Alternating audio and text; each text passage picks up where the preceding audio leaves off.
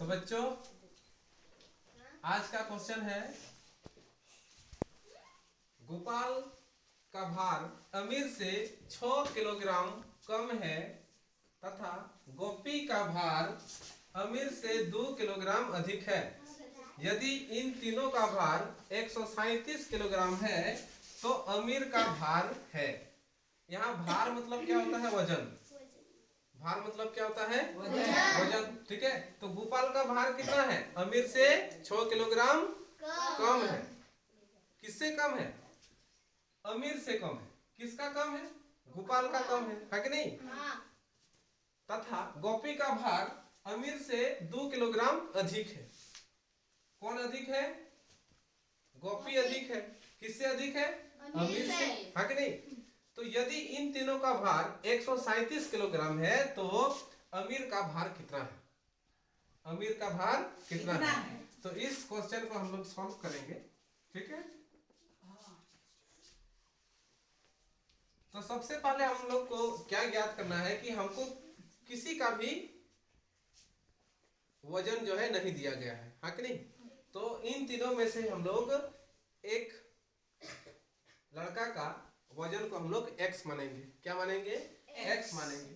तो किसको मानेंगे? अमीर को मानेंगे। अमीर को क्यों मानेंगे? क्योंकि दोनों में अमीर जो है कॉमन है। ठीक है, तो यहां पर क्या लिखेंगे? माना कि अमीर का भार बराबर x किलोग्राम, x किलोग्राम। ठीक, अब हमको किसका पता चल गया? वजन। अमीर का वजन पता चल गया, कितना है? x। ठीक, अब अमीर से गोपाल कम है कि ज्यादा है? कम है कि ज्यादा है? कम है, हाँ कि नहीं? अमीर से क्या है? कम है। तो यहाँ पर क्या लिखेंगे? गोपाल। गोपाल गोपाल का भार अमीर से क्या है? कम है। तो अमीर का यदि x है तो गोपाल का कितना हो जाएगा? x minus 6 kilogram. x minus 6 kilogram.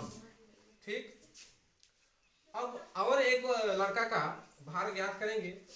उसका नाम क्या है? गोपी। अब गोपी का भार अमीर से क्या है? 2 किलोग्राम अधिक है। तो यहाँ पर क्या लिखेंगे? गोपी। गोपी का भार, गोपी का भार बराबर क्या लिखेंगे? x तो तुम्हारा किसका है? अमीर का। और अमीर से कितना बड़ा है? कितना अधिक है? 2 किलोग्राम, हाँ कि नहीं? तो x में क्या जोड़ देंगे? 2 जोड़ देंगे तो किसका निकल जाएगा? गोपी का निकल जाएगा। समझ में आ गया रे बाबू? हाँ, ठीक। अब तीनों का भार जो है पता चल गया, और तीनों को यदि जोड़ते हैं तो कितना आना चाहिए? 137। तीनों का यदि भार को जोड़ेंगे तो कितना आना चाहिए? 137। ठीक, तो यहाँ पर सभी को जोड़ेंगे, सभी का भार को जोड़ेंगे। ठीक है, तो यहाँ पर लिखेंगे प्रश्नानुसार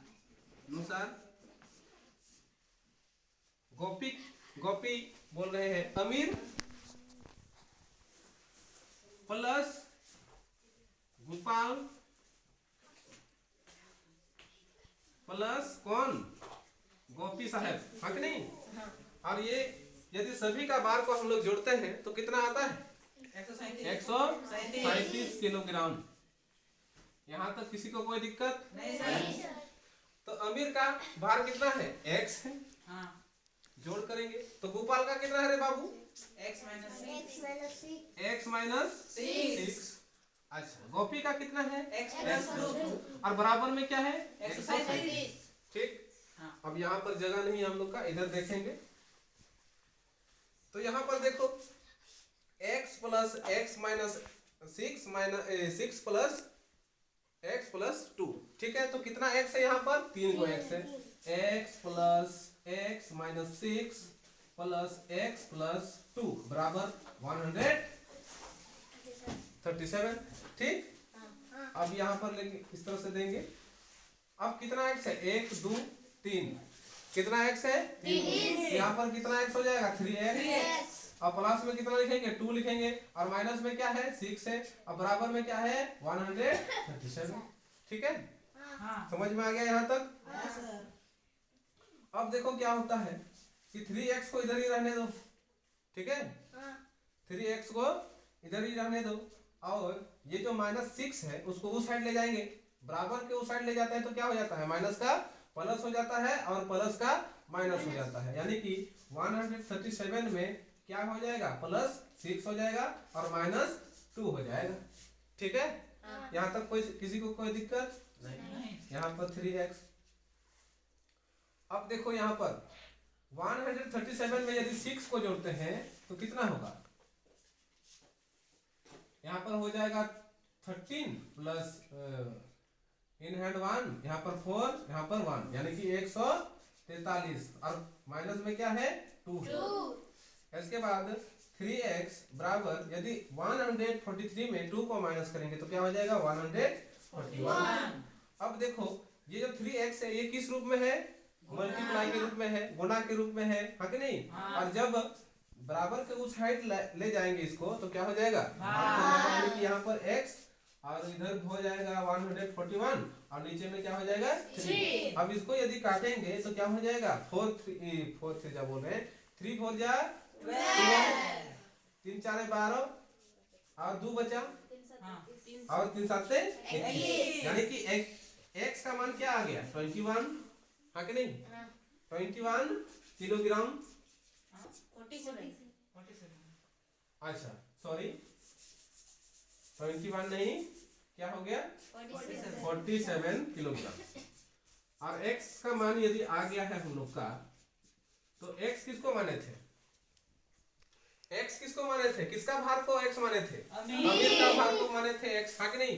और अमीर का भार ही पूछ रहा है यहाँ पर, तो x का मान कितना है 47, तो 47 क्या है, भार है, हाँ कि नहीं? 47 किलोग्राम, तो किसका भार है, अमीर का भार है, ठीक है? तो अमीर का भार कितना आ गया 47, समझ में आ गया? ओके, जय हिंद।